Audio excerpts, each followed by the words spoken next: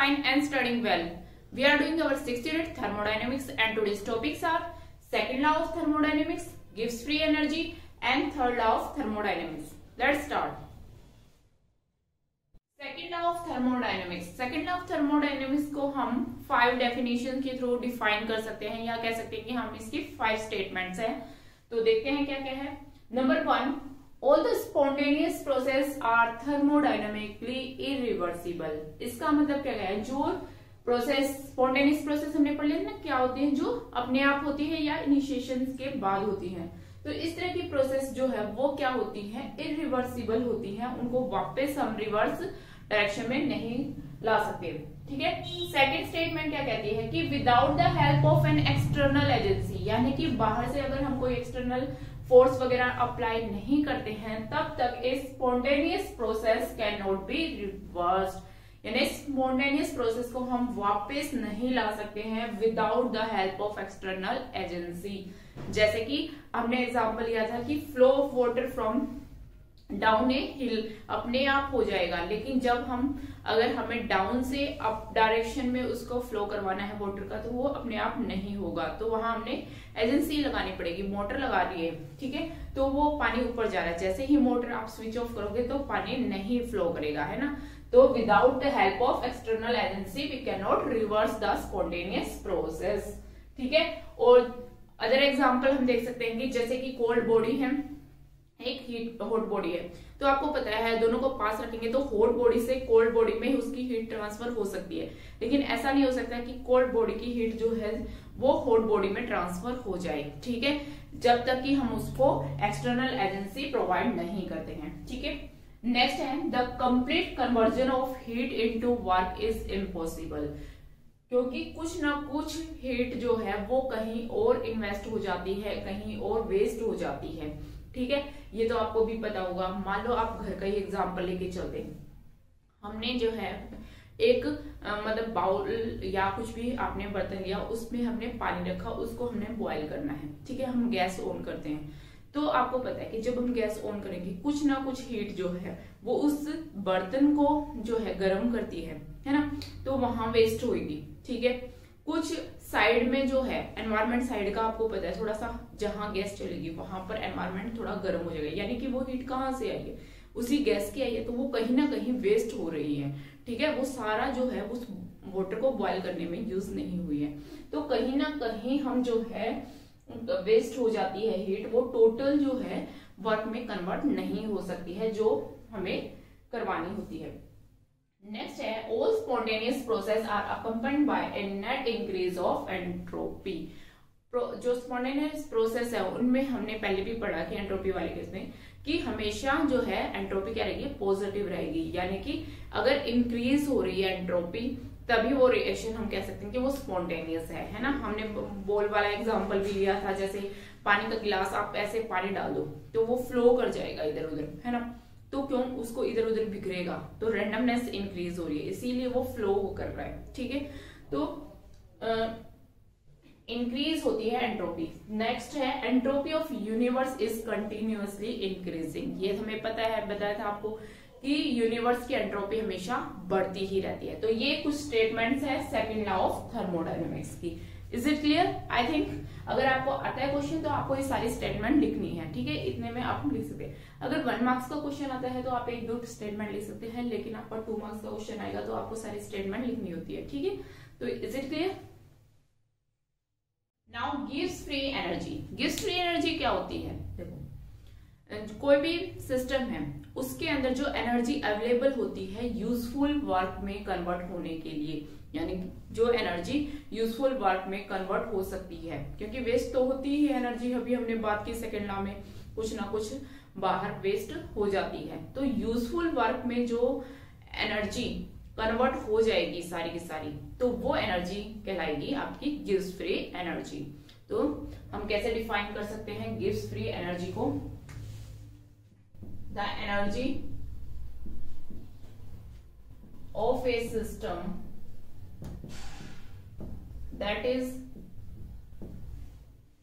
during a process, भी लिख सकते हैं आप, during a process, क्योंकि उस प्रोसेस के उस टाइम की बात कर रहे हैं ना हम, क्योंकि उस प्रोसेस में क्या पता हमें कौन सा वर्क करवाना है, तो उस प्रोसेस के अकॉर्डिंग। तो the energy of A system during a process which can be available for useful work, ठीक है, या which can be converted into useful work, which can be converted into useful work done, ठीक है। कैसे भी आप उसको the energy which is available for useful work, इसको डिनोट करते हैं हम जी से। जी से डिनोट करते हैं, जी इज इक्वल टू होता है H माइनस टी एस। यहां पर जी क्या है, एक स्टेट फंक्शन है, स्टेट पर डिपेंड करता है, अभी पाथ पर डिपेंड नहीं करती है energy, gives free energy state पर डिपेंड करती है। एक कंसीडर करते हैं हम, let us consider N isothermal process. Isothermal process आपको पता है कौन सी होती है, जिसमें टेम्परेचर क्या रहेगा, कांस्टेंट रहेगा। तो वहां पे मानते हैं हम इनिशियली जो है गिव्स फ्री एनर्जी क्या है, G1 है, फिर वो चेंज हो जाती है इनटू में G2, और H1 जो है इनिशियल एंथैल्पी है, H2 फाइनल एंथैल्पी है, और S1 जो है इनिशियल आपकी एंट्रोपी है, और S2 एंथैल्पी चेंज S2 जो है एंथैल्पी है आफ्टर चेंज, कुछ भी चेंज होगा उस टाइम। तो हम क्या लिख सकते हैं, देखो G1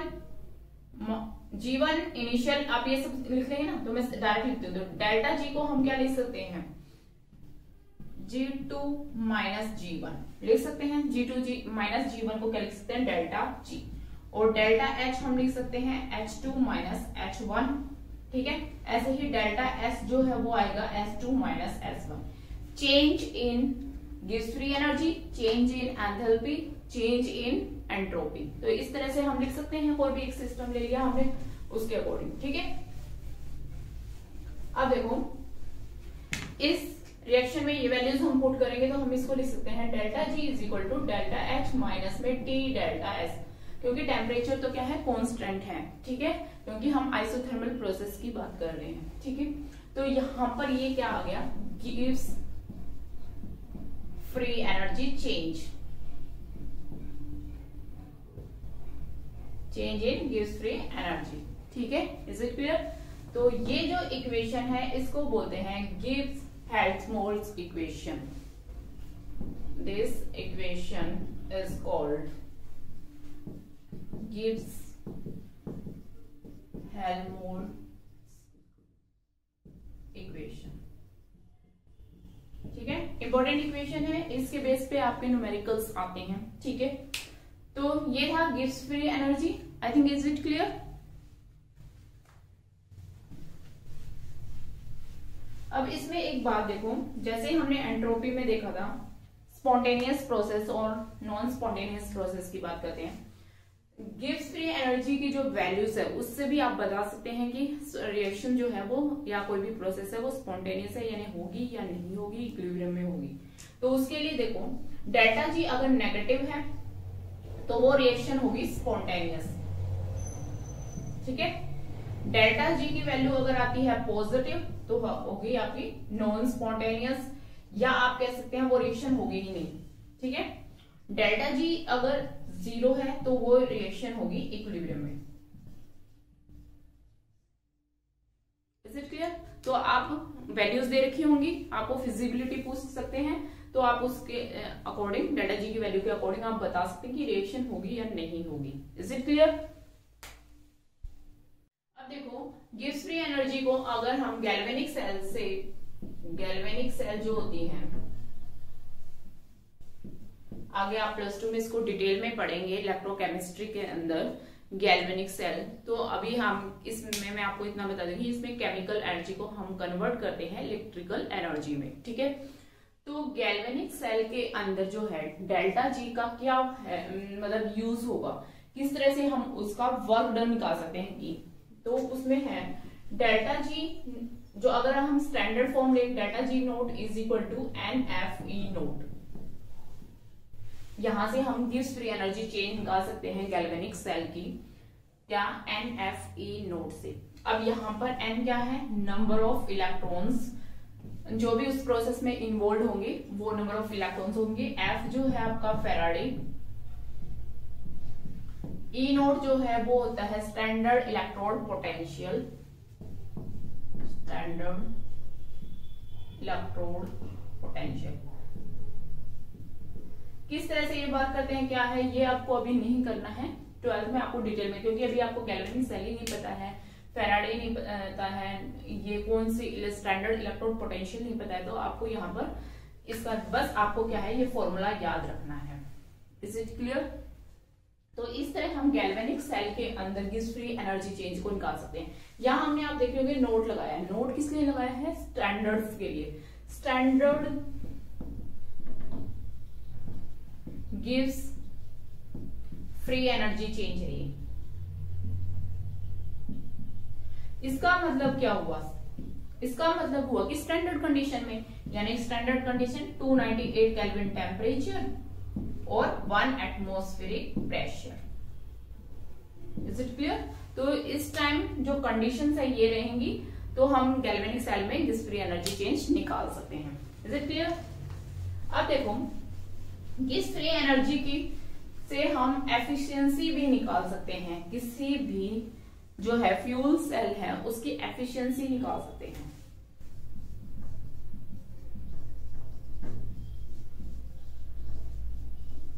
क्योंकि आपको पता है ये इससे ही हम यूजफुल वर्क डन निकालते हैं ना। तो एफिशिएंसी का मतलब क्या है, उसकी कितनी पावर है, कितनी कैपेसिटी है कोई भी काम करने की, दैट इज एफिशिएंसी। ठीक है, तो उसके लिए आपका फॉर्मूला रहेगा delta G by delta H. Efficiency अगर आपको निकालनी है फ्यूल सेल की तो हम इस तरह से निकालेंगे। तो आपको इसमें भी जो है ज्यादा डिटेल में कुछ नहीं करना है, इसका फॉर्मूला याद करना है। ठीक है, एक आप फॉर्मूला याद कर लेंगे कि डेल्टा जी जो है वो डब्ल्यू मैक्स के बराबर होता है।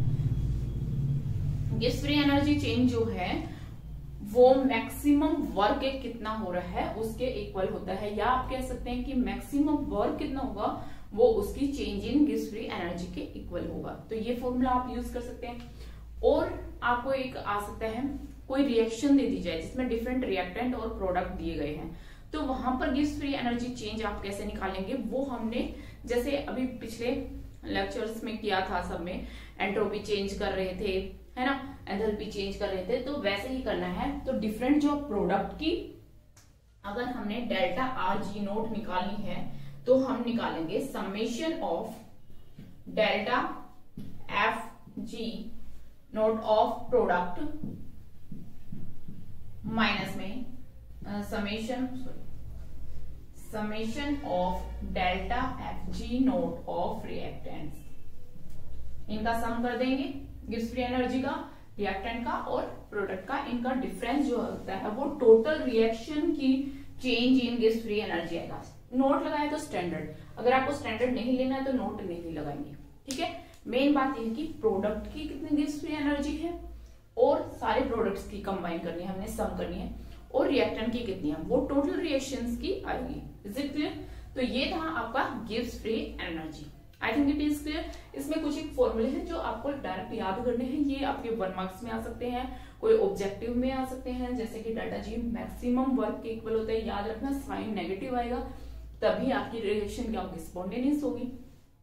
एफिशिएंसी निकालना आ सकता है, डेल्टा जी और डेल्टा एच दे रखा होगा या जी एच दे रखा होगा रिएक्शन के लिए, प्रोडक्ट और रिएक्टेंट का दे रखा होगा, या जो गिब्स हेल्महोल्ट्ज इक्वेशन थी वो यूज करके आपके न्यूमेरिकल आएंगे। बहुत ही सिंपल से न्यूमेरिकल आए हैं, आप बहुत इजीली उनको कर सकते हैं। ठीक है, क्वेश्चन देख लेते हैं इसका एक। Enthalpy and entropy changes of a reaction are this one and this one respectively.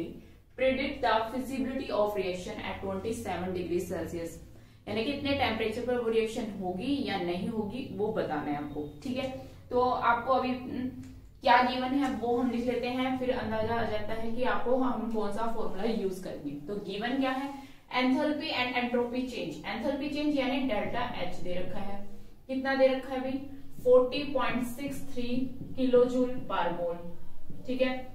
और फिर क्या दे रखा है, डेल्टा एस, एंट्रोपी एस, ठीक है।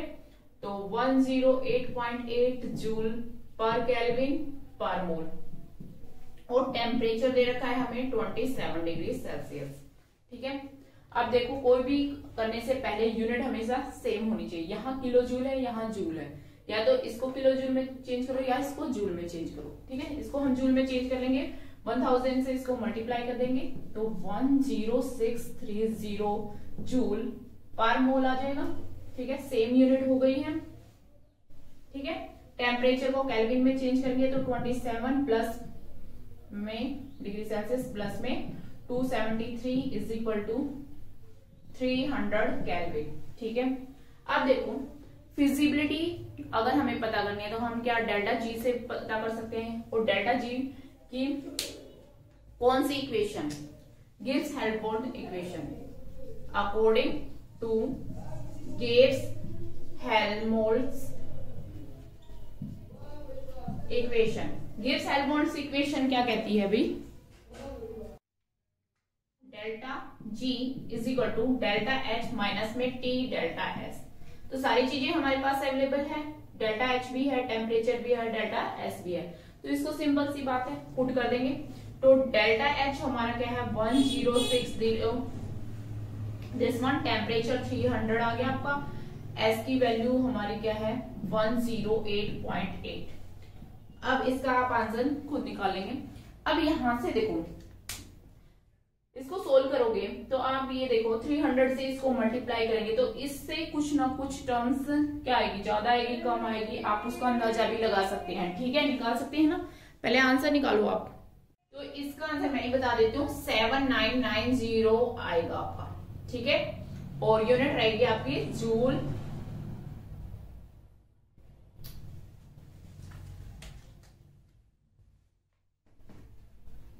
यूनिट क्या रहेंगे भाई, यहां पर देखो क्या यूनिट आ रही है आपकी, जूल ली थी हमने, ठीक है। तो जूल आ जाएगा, ठीक है, पर केल्विन और पर मोल, ठीक है। तो ये यूनिट रहेगी। आंसर आप देखो डेल्टा जी की जो वैल्यू है वो क्या आ रही है, पॉजिटिव आ रही है। पॉजिटिव आ रही है तो आप बता सकते हैं कि रिएक्शन क्या होगी, नॉन स्पॉन्टेनियस, फिजिबल नहीं होगी, होगी नहीं रिएक्शन, तो नॉट फिजिबल, ठीक है। इसको हम बता सकते हैं भाई, डेल्टा जी की वैल्यू यहां पर नीचे लिख लेना, delta G is positive so reaction is not feasible. Is it clear.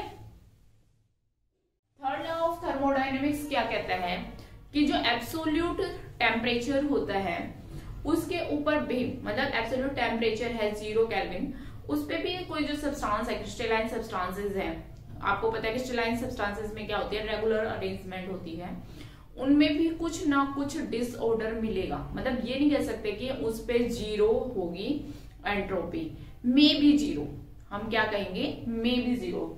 कुछ एक सब्सटेंस है जिनकी नहीं होगी, यानी उसमें कुछ ना कुछ एंट्रोपी होगी वहां पर, तो इसीलिए हमने मे बी वर्ड यूज किया कि सब जो सब्सटेंसेस है उनकी जो है एब्सोल्यूट 0 टेम्परेचर पर एंट्रोपी जो है वो 0 नहीं हो सकती, ठीक है। यही क्या है उस टाइम, या हम ये इसको सेकंड फॉर्म में इस तरह से डिफाइन कर सकते हैं कि at absolute 0 temperature the crystalline substances possess entropy, और that entropy is called residual entropy.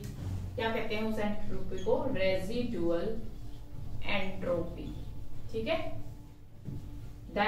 इसको आप डिफाइन भी करना आ जाता है एक नंबर में, कभी कभी तो लिख सकते हो, the entropy of crystalline substances possessed at absolute 0 temperature। Absolute 0 temperature पे जो एंट्रोपी होगी वो क्या कहलाएगी, residual entropy. Is it clear. तो हम बात कर रहे हैं थर्ड लॉ। अब ये देखो क्यों होती है ऐसी, ठीक है, क्या रीजन हो सकता है। देखो अरेंजमेंट हमें पता है, क्रिस्टलाइन सब्सटेंस में इस तरह की अरेंजमेंट होती है। मान लो पार्टिकल है ए बी, ए बी, कहीं से भी देखोगे ना तो अरेंजमेंट यही रहेगी, आपको दिखेगी ए बी, ऊपर से देखो, नीचे से देखो, इधर से देखो, सब जगह इस तरह से आपको ए बी अरेंजमेंट ही मिलेगी। लेकिन क्या होता है, इसमें माइनर सा डिफरेंस भी आ जाता है कई बार। तो जैसे कि ए बी करते करते बी ए आ जाएगा, बी फिर ए बी, तो नाम मात्र का कुछ ना कुछ क्या आ गया, यहाँ पर डिसऑर्डर आ गया। ठीक है, इसको फ्रोजन डिसऑर्डर बोलते हैं, फ्रोजन डिसऑर्डर। ठीक है, क्योंकि इस टाइम पे जो है कोई भी आपको पता है फ्रोजन स्टेट में होगी, उस टाइम पे कुछ डिसऑर्डर है। ठीक है, तो इस माइनर से डिसऑर्डर की वजह से क्या होगी, उसके अंदर एंट्रोपी आ गई। एंट्रोपी क्या है, रैंडमनेस, तो कुछ ना कुछ तो रैंडमनेस आ ही गई है ना, इसी को बोलते हैं residual entropy. Is it clear? इसमें आप एग्जांपल भी ले सकते हैं। फॉर एग्जांपल, जैसे कार्बन मोनोऑक्साइड है, उसमें एब्सोल्यूट जीरो पे जो उसकी एंट्रोपी होती है, दैट इज रेजिडुअल एंट्रोपी, वो होती है 5.85 जूल पर केल्विन पर मोल। ठीक है, तो ये इसकी क्या होगी, रेजिडुअल एंट्रोपी। ठीक है, तो रेजिडुअल एंट्रोपी को डिफाइन करना आ जाए तो आप एग्जांपल्स आगे लिखेंगे। ठीक है, तो आपको पूरे नंबर मिलते हैं। ठीक है, इसके बाद हम जो कोई भी रिएक्शंस है उसके अंदर एंट्रोपी चेंज कैसे निकाल लेंगे, जैसे कि डेल्टा एस नोट हमें निकालनी है कोई भी रिएक्शन की, तो हम क्या निकालेंगे, summation of delta S of product, ठीक है, स्टैंडर्ड कंडीशन पे, minus summation of delta S of reactants. ठीक है, नोट लगाया है मतलब standard condition 298 kelvin temperature 1 atmospheric pressure, उस पे बात कर रहे हैं। तो इस तरह से हम रिएक्शन की चेंज इन एंट्रोपी भी कैलकुलेट कर सकते हैं। ठीक है, I think it is clear. तो इसके साथ ही आज हमारी यूनिट भी कंप्लीट हो गई है। न्यूमेरिकल सेक्शन जो है इसमें ज्यादा रहता है, तो आप इसमें न्यूमेरिकल की ज्यादा से ज्यादा प्रैक्टिस कर लेंगे। बता दिया मैंने, सिंपल से न्यूमेरिकल आते हैं, फॉर्मूलेज जो है आपको उनको याद करना रहेगा, और इस तरह के कौन सा फॉर्मूला कहाँ यूज करना है उसके लिए मैंने आपको न्यूमेरिकल का तरीका भी बता रखा है कि पहले आप क्या देखेंगे, जो गिवन है उसको आप लिख लेंगे, उससे आपको अंदाजा आ जाता है कि कौन सा फॉर्मूला यूज हो सकता है। ठीक है, उसके बाद फॉर्मूला यूज जो है वो आपको लिखना है, उसके बाद वैल्यूज पुट करनी है, फिर हमने आंसर निकालना है यूनिट के साथ। इस तरह आपको न्यूमेरिकल के फुल मार्क्स मिलेंगे, नहीं तो आपके मार्क्स कट जाते हैं। ठीक है, 3 मार्क्स का न्यूमेरिकल आता है, फिर भी आप कहते हैं सारा भी ठीक था, आंसर भी ठीक था, फिर भी मेरे को मार्क्स नहीं मिले, 2 मिले हैं, किसी को 1.5 मिल रहे हैं। तो वो यही रीजन होता है कि आपने कहीं पे फॉर्मूला नहीं लिखा है, कहीं पे आप यूनिट भूल गए हो। ठीक है, तो वो सारी चीजें आपको लिखनी है, तो अच्छे से आप न्यूमेरिकल्स की प्रैक्टिस कर लेंगे। ठीक है, तो आज के लिए बस इतना ही। इसी तरह आप पढ़ते रहें और मुस्कुराते रहें। जय हिंद।